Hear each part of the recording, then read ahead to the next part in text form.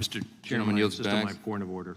Gentleman insists on his point of order. You're recognized. The underlying resolution, the underlying bill, is to praise police and to condemn the effort to defund the police. It is not about January 6th. It is not about January 6th. It is not about strategies to address gun violence.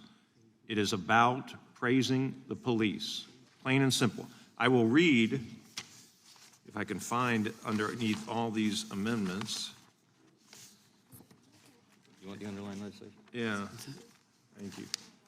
I will read the resolved two paragraphs again. Congress recognizes and appreciates the dedication and devotion demonstrated by the men and women of local law enforcement who keep our communities safe, and condemns calls to defund, disband, dismantle, or abolish the police.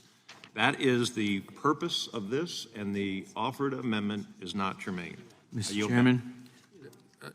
Does the sponsor of the amendment wish to be heard on the point of order? Yes, I don't know how, this will be an interesting thing to watch, Mr. Chairman, because you've already ruled that the amendment offered by Congressman Swalwell was germane, and that this amendment that I offer today, again, speaks about protecting police officers, and I will just read it. Whereas police officers face increasing danger as guns proliferate across our nation, whereas the police organizations, including the Fraternal Order of Police, the International Association of Chiefs of Police, and major city chiefs, have supported legislation to curb gun violence by expanding background checks and enacting extreme risk protections, while opposing bills that would require states to recognize all concealed carry permits from other states. Whereas despite the objections and safety concerns expressed by local police agencies, organizations, and officers, right-wing state legislatures have eliminated permit and training requirements to carry handguns in public. And whereas high-powered firearms with armor-piercing bullets pose a continued risk to police officers, you have already ruled that language that really just strengthens the underlying purpose of the resolution is in order. So I don't know how you can now determine, other than you like Eric Swalwell and you don't like me, which I hope is not the case, but I'll yield to Mr. Nadler. Certainly not. Thank you. I agree with everything that Mr. Cicilline said. I just want to tell you the hypocrisy here. We've been in contact with a former parliamentarian of the House who's been watching these proceedings on TV, and he says every single amendment was in order because striking a clause in the preamble is per se germane, neither adds nor subtracts, and police, by definition, means all police, and that includes the January 6th police, it includes anything else. So I just want to tell you that's just another confirmation of your hypocrisy. I yield back to Mr. And I yield as much time as she may consume to the gentlewoman from North Carolina. Thank you, Mr. Cicilline. Just want to remind the committee that last time we took up bills for National Police Appreciation Week, we took up the actual bills that the police asked us to take up, and we did pass them through the House. And this amendment involves the actual bills that the police would like us to take up, including all of my local law enforcement. And I just want to thank Mr. Cicilline for the second year in a row for listening to local law enforcement and bringing before this committee the things that local police actually care about. And I yield back to Mr. Cicilline. Thank you. And I would just say, Mr. Chairman, to conclude that this amendment is not germane, you would have to conclude that recognizing the dangers that local law enforcement face from gun violence is wholly unrelated to any resolution which recognizes their heroism and thanks them for their service to our communities. That just is impossible to reconcile unless you make a complete mockery of the dangers that the men and women who serve in local law enforcement face every day. The two are completely connected. And so this one I want to watch as you rule. Does that mean the gentleman yields back? And I would just say finally that you specifically talk about putting local law enforcement in particular danger in the very language of the underlying resolution.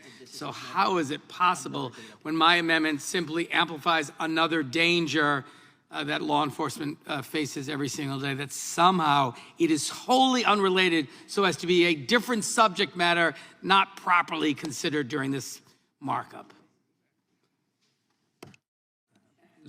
And I yield back. Gentleman yields back. Does anyone else seek recognition on the point of order?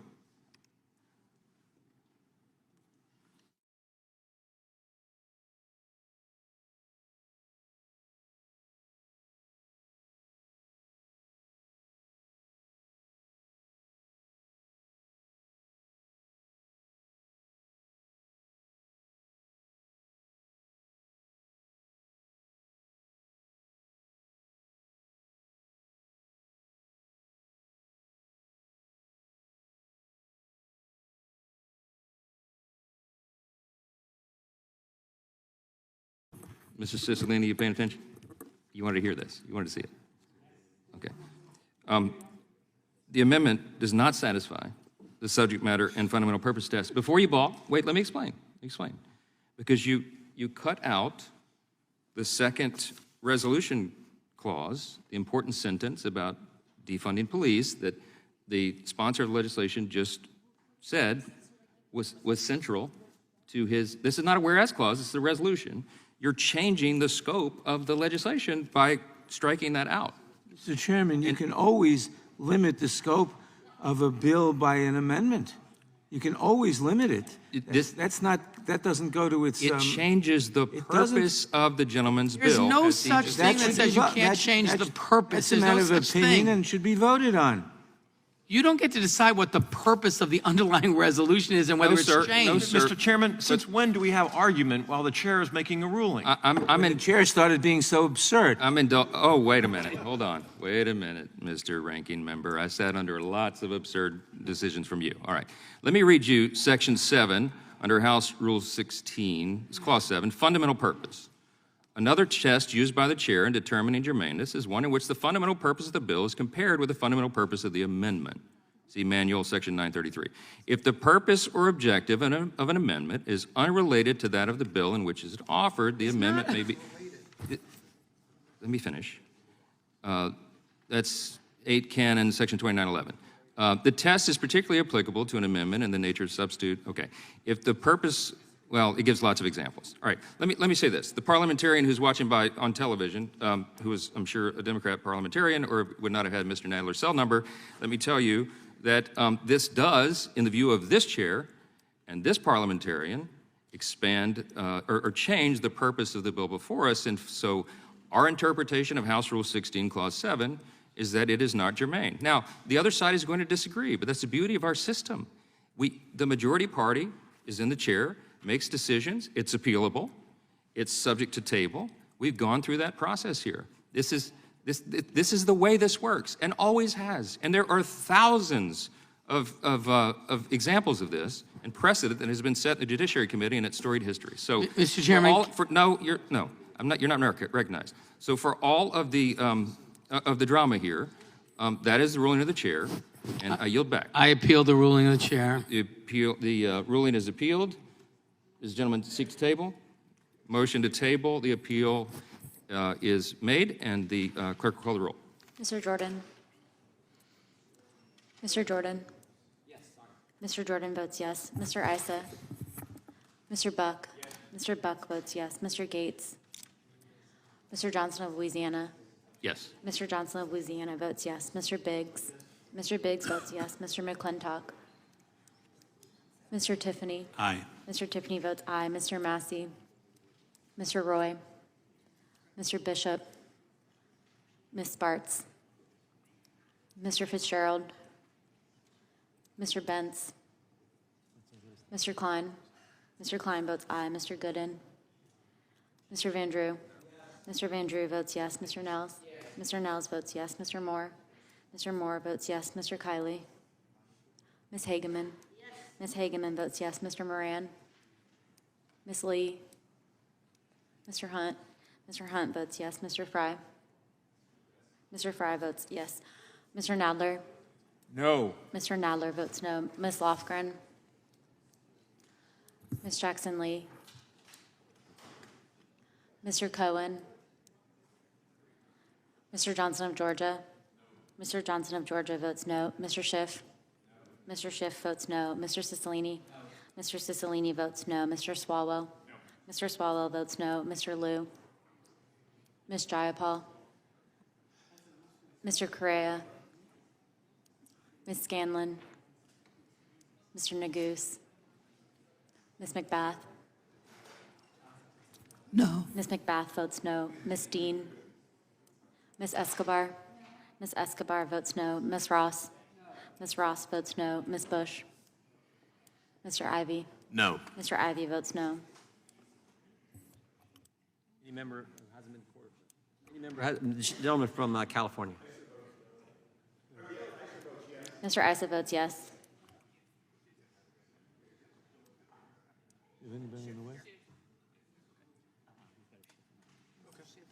Is Mr. Swalwell? Has he been, no, who are we looking for? Mr. Mr. Gooden? Mr. Gooden? Mr. Gooden votes yes. Okay, I think any member, Mr. Biggs, gentleman from Arizona? He voted. You voted? Okay. I think the clerk can report.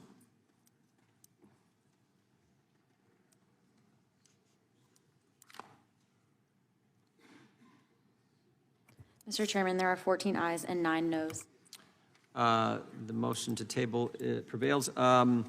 Reporting. Hey, before you click on the next video, if y'all could do me a big favor and hit that like button. The algorithm loves it, and so do I, because it helps promote these videos and get the message out about what our government has been doing. Don't forget to hit that subscribe button and turn on your notifications, because every time I put out a video, you want to know about it, right? Thanks again, and have a good one. See you on the next one. Peace.